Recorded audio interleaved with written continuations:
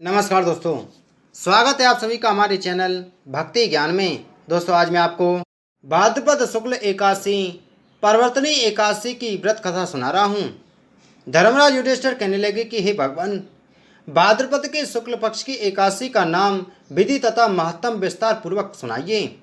श्री कृष्ण भगवान कहने लगे कि हे राजन, पुण्य, स्वर्ग और सब पापों को नष्ट कर देने वाली उत्तम वामन एकादशी का महत्तम मैं तुमसे कहता हूँ, ध्यान पूर्वक सुनो। यह एकादशी जयंती एकादशी भी कहलाती है। इसका व्रत करने से वाजपेयी यज्ञ का फल प्राप्त होता है। पापियों के पाप नाश करने के लिए इससे बढ़कर अन्य कोई उपाय नहीं है। जो मनुष्य इस एकादशी के दिन वामन भगवान की पूजा करता है वह तीनों लोकों में पूजित होता है। अतः मोक्ष की इच्छा करने वाले मनुष्य इस व्रत को अवश्य करें। जिसने भाद्रपद शुक्ला एकादशी का व्रत और पूजन किया उसने ब्रह्मा विष्णु सहित तीनों का पूजन किया। अतः हरिवासस अर्थात एकादशी का व्रत अवश्य करना चाहिए। इस दिन भगवान करवट लेते हैं, इसलिए इसको परिवर्तनी एकादशी भी कहते हैं। भगवान के ये वचन सुनकर युधिष्ठिर बोले, भगवान, मुझे अति संदेह हो रहा है कि आप किस प्रकार सोते और करवट लेते हैं तथा किस तरह राजा बलि को बांधा और वामन रूप रखकर क्या क्या लीलाएं की।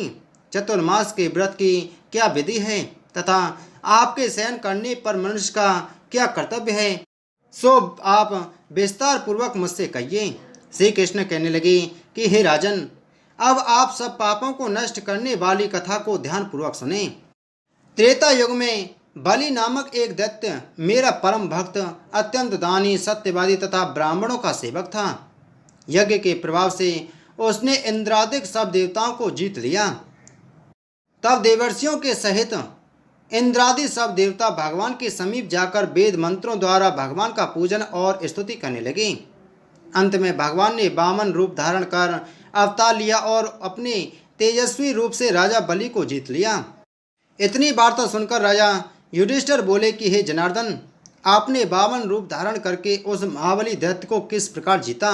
श्री कृष्ण भगवान बोले, मैंने वामन रूप धरकर बलि से 3 पग भूमि की याचना करते हुए कहा कि मुझको 3 पग भूमि दे दो, इससे तुम्हें 3 लोक का दान प्राप्त होगा। राजा बलि ने इसको तुच्छ सी याचना समझकर 3 पग भूमि का संकल्प मुझको दे दिया और मैंने अपने त्रिविक्रम रूप को बढ़ाकर भूलोक में पद, भुवलोक में पेट, जनलोक में हृदय, यमलोक में कंठ की स्थापना कर सत्यलोक में मुख, उसके ऊपर मस्तक स्थापित किया।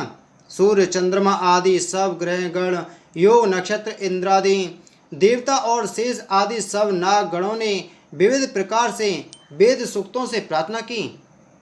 तब मैंने राजा बलि को हाथ पकड़कर कहा कि हे राजन, एक पग से पृथ्वी, दूसरे से स्वर्गलोक पूर्ण हो गए, अब तीसरा पैर कहाँ पर रखूं। तब बलि ने अपना सिर झुका लिया और मैंने अपना पैर उसके मस्तक पर रख दिया, जिससे मेरा वह भक्त पाताल को चला गया। फिर उसकी विनती और नम्रता को देखकर मैंने कहा कि हे बलि, मैं सदैव तुम्हारे निकट ही रहूँगा। विरोचन के पुत्र बलि के कहने पर वहाँ पर भाद्रपद शुक्ला परिवर्तनी एकादशी के दिन बलि के आश्रम पर मेरी मूर्ति स्थापित हुई और दूसरी क्षीर सागर में शेषनाग की पीठ पर हुई। इस एकादशी को भगवान शयन करते हुए करवट लेते हैं, इसलिए त्रिलोकी के नाथ विष्णु भगवान का उस दिन पूजन किया जाता है। उसके तांबा, चांदी, चावल और दही का दान उचित है। रात्रि को जागरण करना अवश्य चाहिए। जो इस प्रकार व्रत करते हैं वे सब पापों से मुक्त होकर स्वर्गलोक को जाते हैं। उनका चंद्रमा के समान निर्मल यश संसार में फैलता है। जो पापों को नष्ट करने वाली इस कथा को पढ़ते या सुनते हैं उनको 1000 अश्वमेघ यज्ञ का फल मिलता है। बोलो विष्णु भगवान की जय।